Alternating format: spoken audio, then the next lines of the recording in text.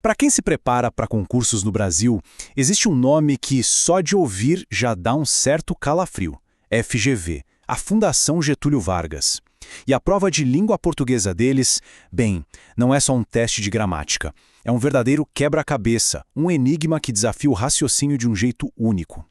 Então, vamos mergulhar fundo para entender o que faz essa prova ser tão temida e, ao mesmo tempo, tão fascinante. Essa frase, tirada de um guia para os candidatos, é praticamente o primeiro mandamento para quem estuda para a FGV. Sabe, enquanto muitas bancas seguem um certo padrão, até repetem o estilo das questões, a FGV faz questão de ser criativa. Cada prova é uma surpresa, o que força a gente a ir muito além de simplesmente decorar as regras. E aqui vem o conselho mais curioso que os estudantes recebem. Calma, não é para virar vilão, não. A ideia é outra. É sobre aprender a pensar como a pessoa que elaborou a prova. É ter aquela desconfiança saudável, antecipar as pegadinhas e procurar as sutilezas que se escondem por trás do óbvio. É o verdadeiro jogo de astúcia. Para a gente decifrar esse código, nosso roteiro vai ser o seguinte. Primeiro, vamos entender essa natureza imprevisível da prova. Depois, mergulhar na arte de ler nas entrelinhas.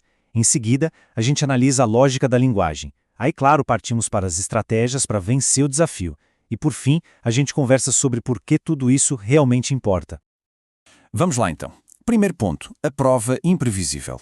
E o lema aqui é exatamente este. O que está em jogo não é só o conhecimento acumulado, mas a forma como se raciocina. A filosofia deles é bem clara. Nada de ficar repetindo fórmulas. A cada prova eles criam cenários novos. O que eles querem testar é a chamada inteligência linguística aplicada. Aquela habilidade de sacar as nuances, as intenções e tudo aquilo que não é dito com todas as letras na nossa comunicação do dia-a-dia. Agora, vamos para o segundo ponto, lendo nas entrelinhas. É aqui que a coisa fica interessante, onde a gente vai atrás dos significados escondidos e dos pressupostos culturais. Olha só essa questão, baseada numa propaganda real de uma TV americana. A frase parece simples, né? Mas a resposta está naquilo que não foi dito. O que será que está por trás desse pedido de desculpas, hein? Bom, aqui estão as alternativas. Qual delas consegue capturar a mensagem que está implícita nesse anúncio? A grande dica é pensar. Qual é a ideia cultural que faz essa propaganda funcionar ter sentido? E a resposta certa é a letra D. A propaganda só tem graça, só faz sentido porque ela se apoia num clichê cultural, o do marido que fica hipnotizado pelo jogo e ignora a esposa. E esse exemplo mostra perfeitamente o que a FGV quer, uma leitura do mundo, não apenas do texto em si. Ok, já passamos pela leitura nas entrelinhas. Vamos para o nosso terceiro ponto, a lógica da linguagem. Agora o desafio é outro, encontrar as contradições, os argumentos que simplesmente não se sustentam. Vamos para mais um desafio. Um desses slogans que foi retirado de uma questão de prova tem um erro lógico fundamental. Vamos ver qual é. E aí está. Coloridas camisas brancas.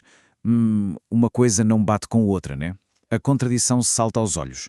É uma forma muito direta que a banca usa para testar a atenção aos detalhes e a coerência mais básica do discurso. Então, o ponto central é a coerência. Ela é tipo a cola que une as ideias de um texto. A própria explicação da banca é simples. Se uma camisa é colorida, ela não pode ser branca. E se ela é branca, não pode ser colorida. Uma característica exclui a outra. Parece óbvio, mas é o tipo de detalhe que muitas vezes passa batido numa leitura apressada. E aí, quando a gente junta todas essas peças, a grande filosofia da FGV fica clara. Não é um teste sobre regras gramaticais obscuras. É, na verdade, um teste sobre a nossa inteligência linguística no mundo real. Eles querem medir como a gente pensa usando a linguagem. Ok, já entendemos a lógica por trás do enigma. Agora vem a pergunta que não quer calar. Como é que se vence essa prova? Vamos para o nosso quarto ponto, um guia prático para encarar o desafio. O método recomendado segue um ciclo de 4 passos. Primeiro, a base de tudo, estudar a teoria. Segundo, praticar muito, fazendo um monte de questões separadas por assunto. É assim que se começa a pegar o jeito da banca. Terceiro, revisão cirúrgica. Se errou muito em um tópico, volta para a teoria daquele ponto. E por último, fazer as provas antigas inteiras, como simulados, para dominar não só o conteúdo, mas também o relógio e a pressão. E agora, para fechar nosso último ponto, a real importância desta prova. Porque as habilidades que ela testa vão muito além do concurso. Elas são, na verdade, habilidades para a vida. Pense um pouco. Conseguir ler nas entrelinhas de uma notícia, identificar uma falha lógica no discurso de um político, entender a intenção real por trás de um anúncio. São exatamente as mesmas competências. No fundo, a prova da FGV funciona como um treinamento avançado de pensamento crítico, essencial para o século XXI. No fim, talvez o grande legado dessa prova não seja o medo que ela inspira, mas a reflexão que ela propõe. Um caminho para avaliações que meçam não apenas o que a gente sabe de cor, mas o jeito como a gente pensa. Provas que nos ensinem não só a responder, mas principalmente a questionar e a decifrar a complexidade do mundo à nossa volta.